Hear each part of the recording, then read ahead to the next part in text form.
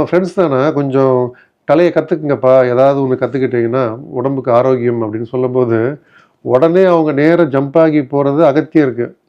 மனம் அது செம்மையானால் மந்திரம் தேவதில்லை, மந்திரம் ஜெபிக்க அவசியம் இல்லை அப்படிம்பாங்க. கரெக்டு தான். உண்மையிலேயே அந்த மாதிரி பாட்டு எங்கே வந்திருக்கணும்னா, ஒரு புத்தகம் அப்படின்றது அந்த புத்தகத்தில் கடைசியாக இருந்திருக்கணும். அது அறநூலாக இருந்தாலும் சரி, மத நூலாக இருந்தாலும் சரி, கடைசியாக இருந்திருந்ததுன்னா எல்லாம் புத்தகத்தையும் படித்து கடைசியில் ஒருவன் புரிந்து கொண்டான் அப்படிங்கும்போது மந்திரம்லாம் தேவையில்லை. ஏன்னா தான் யார் அப்படிங்கிற உண்மை புரிஞ்சிருக்கும். அது புரியறதுக்கு முன்னாடியாவும் ஒன்று கற்றுக்க ஒரு விஷயம் சொல்லித்தர்றேன் அப்படின்னா, மனம் அது செம்மையானால் அப்படின்னா என்ன அர்த்தம்?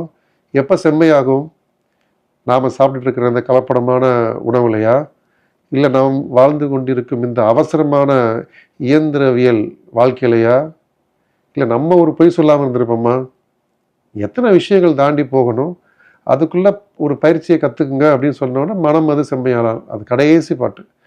அந்த பாடல்கள் எழுதின காலகட்டத்தில் வேணால் அது முதல் பாட்டாக இருக்கலாம். ஏன்னா மனிதர்கள் எல்லாமே மனது ரொம்ப அன்பு அன்பு பாராட்டக்கூடியவர்கள், அன்பு பகிரக்கூடியவர்களாக இருந்தாங்க.